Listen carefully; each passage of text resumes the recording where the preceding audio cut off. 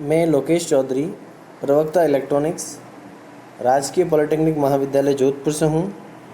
आज हम इलेक्ट्रॉनिक्स और इलेक्ट्रॉनिक्स फाइबर के subject code 206 wave propagation and communication engineering की second unit EM wave propagation के टॉपिक 2.3.7 स्कैटर प्रोपेगेशन के बारे में चर्चा करेंगे। स्कैटर प्रोपेगेशन को डिस्कस करेंगे। स्कैटर प्रोपेगेशन जो है उसके और नाम ट्रोपोस्फेरिक प्रोपेगेशन या फॉरवर्ड स्कैटर प्रोपेगेशन भी हैं। सो स्कैटर प्रोपेगेशन और आल्सो कॉल्ड ट्रोपोस्फेरिक प्रोपेगेशन और फॉरवर्ड स्कैटर प्रोपेगेशन। यह प्रोपेगेशन यह विद्युत चुम्बकीय तरंग का संचरण का जो मेथड है वह UHF सिग्नल्स के लिए मुख्यतः प्रयुक्त होता है। UHF सिग्नल का अर्थ है अल्ट्रा हाई फ्रिक्वेंसी सिग्नल्स के लिए।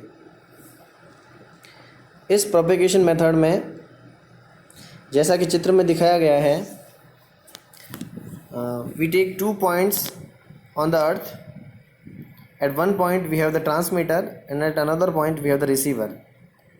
इसके लिए हम पृथ्वी पर 2 पॉइंट लेते हैं, जहाँ पर एक पॉइंट पर ट्रांसमीटर है, पृथ्वी के एक बिंदु पर ट्रांसमीटर है और दूसरी जगह पर रिसीवर है। Now 2 directional antenna are pointed so that their beams intersect midway between them above the horizon। अब हम इन ट्रांसमीटर और रिसीवर एंटीनास को जो हमने पृथ्वी पर लगाया है उनको हम इस प्रकार से पॉइंट करते हैं, इस प्रकार उनको दिशा देते हैं जिससे कि उनसे निकलने वाली विद्युत चुम्बकीय तरंगें आपस में कहीं बीच में टकराती हों, क्रॉस होती हों, आपस में इंटरसेक्ट करती हों, आपस में कहीं क्रॉस होती हों। Now these radio beams are scattered in the tropospheric scatter volume and forward scatter beams are collected at the receiving antenna। अब जो ट्रांसमिटिंग एंटीना है उससे जो विद्युत चुम्बकीय तरंग हम छोड़ते हैं, ट्रांसमिटिंग एंटीना से जो विद्युत चुम्बकीय तरंग निकलती है वह वायुमंडल के ऊपरी भाग में, जो वायुमंडल का ट्रोपोस्फेरिक भाग है उसमें जो स्कैटर वॉल्यूम है उन स्कैटर वॉल्यूम से स्कैटर्ड होता है। स्कैटर का मतलब बिखराव। तो वो जो विद्युत चुम्बकीय तरंगें हैं, रेडियो तरंगें हैं, वो बिखर कर अलग अलग दिशाओं में जाती हैं। जैसा कि चित्र में दिखाया गया है, हम देख सकते हैं कि स्कैटर वॉल्यूम से टकराने के बाद में जो ट्रांसमिट एंटीना से जो रेडियो वेव्स निकल रही है वो स्कैटर्ड होकर रिसीविंग एंटीना की तरफ जा सकती है। रिसीविंग एंटीना की तरफ जाने वाली जो इलेक्ट्रोमैग्नेटिक वेव्स उनको फॉरवर्ड स्कैटर कहते हैं। वह स्कैटर्ड वॉल्यूम से टकराने के बाद में पुनः पृथ्वी पर किसी और दिशा में नीचे की तरफ जा सकती है, उसे हम, या पुनः ट्रांसमिटिंग एंटीना की तरफ जा सकती है, उसे हम बैक स्कैटर कहते हैं। इसके अलावा जो स्कैटर्ड होने के बाद में इलेक्ट्रोमैग्नेटिक वेव्स हैं वह स्काई में, अंतरिक्ष में कहीं दूसरी दिशा में भी लॉस्ट हो सकती हैं, यानी वो पुनः पृथ्वी पर नहीं लौटती है जबकि अंतरिक्ष में कहीं खो जाती है, उसको लॉस्ट स्कैटर कहते हैं। अब कुछ एक पार्ट ऐसा भी है, जैसे कि शॉर्टर हमने देखा है कि जो इलेक्ट्रोमैग्नेटिक वेव्स स्कैटर्ड हो रही है वो आगे सीधी नहीं जाती है, तो इसको नो स्कैटरिंग पार्ट कहा गया है। यानी कि स्कैटर होकर या तो वो पीछे की तरफ जाएगी, बैक स्कैटर्ड होगी, या फॉरवर्ड डायरेक्शन में रिसीविंग एंटीना की तरफ जाएगी, या वह स्कैटर्ड होके बैक साइड में भी अंतरिक्ष में भी खो सकती है, उसको लॉस्ट स्कैटर कहते हैं। अब ये सब जो घटनाएं होती हैं वो वायुमंडल के ट्रोपोस्फेयर में होती है।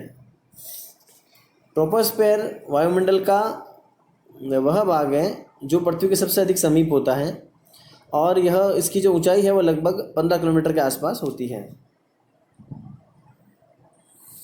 हमारे लिए कम्युनिकेशन परफॉर्म करने के लिए जो सबसे अधिक यूज़फुल या जो काम का स्कैटर्ड है वो फॉरवर्ड स्कैटर्ड है। फॉरवर्ड स्कैटर्ड ही हमें कम्युनिकेशन प्रदान करता है और इसमें जो विद्युत चुम्बकीय तरंगें जो निकल रही हैं वो 2 पाथ पे जा सकती हैं। एक तो शॉर्टर पाथ है और एक लॉन्गर पाथ है। तो दोनों तरह की तरंगें जो है वो इस तरह से पहुंच रही है वहाँ पे रिसीविंग एंटीना पे। अब ये जो स्कैटरिंग हो रही है ट्रोपोस्फेयर में, इनके जो मुख्य कारण हैं, the main reasons behind this scattering is, the first reason may be considered as blobs in the atmosphere due to the dust particles, and the second reason may be considered as the reflection from the atmospheric layers.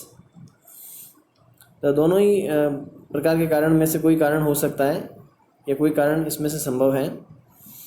एक तो atmosphere के अंदर blobs बने हुए हैं dust particle के कारण, उन ब्लॉब से ये टकरा के स्कैटरिंग होती है, या ये भी हो सकता है कि एटमॉस्फेरिक लेयर्स के अंदर जो रिफ्लेक्शंस हैं वो पॉसिबल हो, उनसे रिफ्लेक्शन से भी वेव वो स्कैटर कर सकती है। यह जो प्रोपेगेशन है वो मुख्यतः यूएचएफ रेंज में होता है, और इनकी जो आवृत्तियां हैं वह लगभग 900 या 2000 5000 मेगाहर्ट्ज़ के आसपास के रेंज में होती है। यानी ये मेगाहर्ट्ज़ के रेंज में है, 900 2000 5000 900 2500 megahertz about, these are the signals used for the communication in the scattered wave propagation. Now this propagation is very affected by the fading. ये जो propagation है वो fading के द्वारा प्रभावित होता है, उनको आगे हम चर्चा करेंगे fading के बारे में। इसमें fading जो है वो relay fading हो सकती है, and the reason for the relay fading is the multipath propagation. Rayleigh fading का जो मुख्य कारण है वो मल्टीपाथ प्रोपेगेशन, यानी अलग अलग पथ पर संचरण होता है इलेक्ट्रोमैग्नेटिक वेव का, विद्युत चुंबकीय तरंग का, उसके कारण रेले फेडिंग हो सकती है। इसके अलावा जो फेडिंग है वो caused by the variation of the atoms and caused by the variation of atoms continuously along the path. जैसे इलेक्ट्रोमैग्नेटिक वेव वायुमंडल में गति करती है, तो कंटिन्यूसली जो है ये एटम्स के वेरिएशन के कारण भी फेडिंग हो सकती है। तो ये फेडिंग के कारण है जो स्कैटर वेव प्रोपेगेशन को प्रभावित करते हैं।